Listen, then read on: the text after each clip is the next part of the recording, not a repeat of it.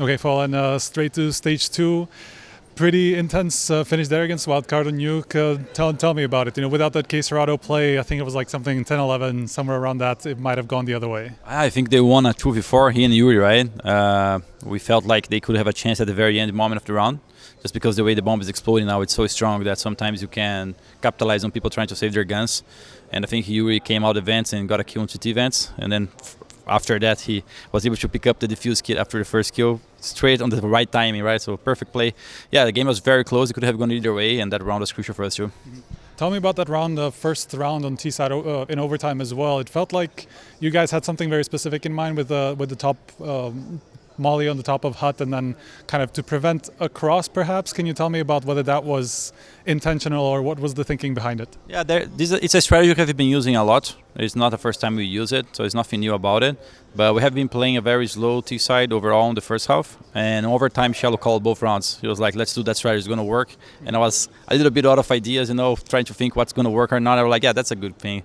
It's a round that we're going to play together. Even if it's not as clean as it went, we still can win like the 3v3s and stuff like that. So went for it. And after that, chelo was like, give me permission, I have another one on mine. And I was like, yeah, let's go, baby. So chelo called both overtime rounds. I'm very happy about it because we found a way to help the team. Even if he wasn't having a superb game, he was still 100% on it and believing and helping as we could. Now that you're talking about chelo, it feels like you have given him a little bit more of a responsibility, on T sides, especially, putting him in more of the star roles. Can you tell me about the thinking behind some of these changes in the team? And as I see, he seems to have quite a lot of input. Yeah, he has a lot of good understanding of the game, and he's improving some roles that he wasn't doing lately. But he has been playing for other teams in the past where he was playing on such positions. When he started playing FURIA 1.5 years ago, almost 2 years, he had to sacrifice on a lot of roles. And we understand that chelo has the ability to micromanage and really pay attention on more than one thing at the same time. So positions like Nuke City, for example, he has a good understanding on an ability to communicate a lot of things. So we did some switches, and it's paying off. I think with more games, he's going to be playing even better those positions. And when he's feeling comfortable, his gameplay is insane because he's very strong IEM-wise. So as soon as he gets comfortable with the position, win some maps, get the confidence, it's going to be even better for us. Wanted to talk to you about the first day as well, Imperial. Yeah, you guys sweat through that a little bit. I heard you give the girls a lot of praise. Tell me about that game, and kind of preparing for that, then actually playing through it. Obviously, kind of historic stuff. Yeah, very historic game. First time I play on a super big event like that against girls. And I would say that their Mirage is pretty strong. They know exactly what they're doing. They were able to punish us on a lot of moments in the game. Their T side, they had an Alper who was able to kill chelo more than wonderful, more than other Alpers are playing against us. She was punishing chelo more than those guys, so she was playing amazingly. And 23, she was anchoring the A side so well. They were doing some gamblish setups, like playing 4 towards mid A a little bit, and that was good reads from them. And it's just unlucky for them that at the very end they doubt themselves and they play a little bit more towards B on the 5v4 and they lost the game. But I think they should have won Mirage against us, honestly, and they deserved it. Last map would have been Train and that. You guys haven't played it in an official just yet, but I wanted to ask you about kind of your thoughts about the map because you have had to adopt it as one of the teams who played Vertigo before. What are your thoughts? You were one of the big teams on Train all the way back, when it was being played in 2016-17. Tell me about it. I feel like I have a good understanding of how Train should be played because of the historical Train matches in the past. Of course, it's a different map now. I think what changed the most is the ladder control with B house control. Back on the days, the cities couldn't really use the ladder for that control, and nowadays they can. So that already changed a lot how teams have to default on the T side. I do think that teams are trying to see if they can work very fast with the strategies going outside towards A, and they're seeing if they're getting counter or not. Other teams are approaching with a very methodical and slow play style, which I think is very famous for Train gameplay. So within time, we're going to see how the match is going to develop. People are already showing some good signs. I think we have, like 8-7 professional big matches on the map. Very early to say. I still have to watch the Astralis and the FlyQuest match. I think it went very well as well for FlyQuest. Yeah. So yeah, there's a lot to catch up on Train. We have our own ideas, and hopefully next stage we're going to be able to play it. I'm kind of excited to play it. Wanted to ask about the team standing at the moment. You guys finished last year with such a close run in Shanghai. Could have been a playoffs one. That would have been quite a big achievement for you guys. In the sense of last year. this year didn't get off the best start, but at the moment, you guys are coming back from that in Katowice. Where do you think the team stands, heading into the next stage, heading into Katowice and then potentially Cluj and further into the season? Yeah, I think, being completely honest, I think the team is in a position where if we can play the game we expect to play and things go according to what we want them to be, we can beat the best teams in the world in a lot of maps.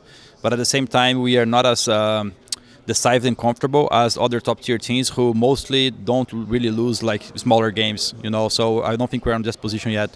So it's all about finding this balance, all about finding a little bit more form, including myself as an helper, putting the input and putting some more numbers. So I think the team's in good shape. I think we are improving this year. This match, for example, we're gonna feel like we progress and it's a good result. But if you look back to the tournament we lost in the beginning of the year, game was 11-11. We could have ended 2-0 for us. We lost the first by round. We lose, and then the feeling is we fail up the first tournament. So CS is very, very close right now. And in a game where 1 or 2 rounds can decide, the overall feeling is bigger than what they should be. So I think the team's progressing. We're working, and we enjoy playing between ourselves. That's very important. And I think from our time, we're going to get even better. Mm-hmm.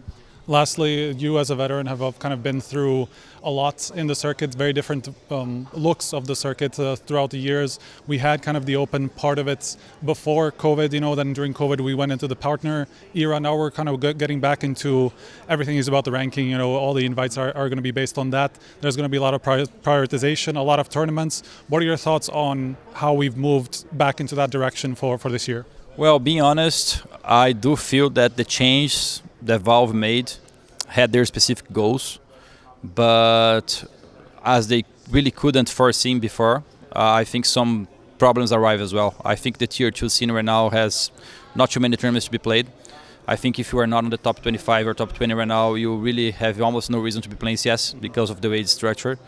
I think the qualification process for tournaments are going to start now in a little bit, but I think it just makes the ecosystem even harder for smaller organizations to jump in CS. Because in Brazil, for example, we have the feeling that having a CS team is very expensive and very difficult.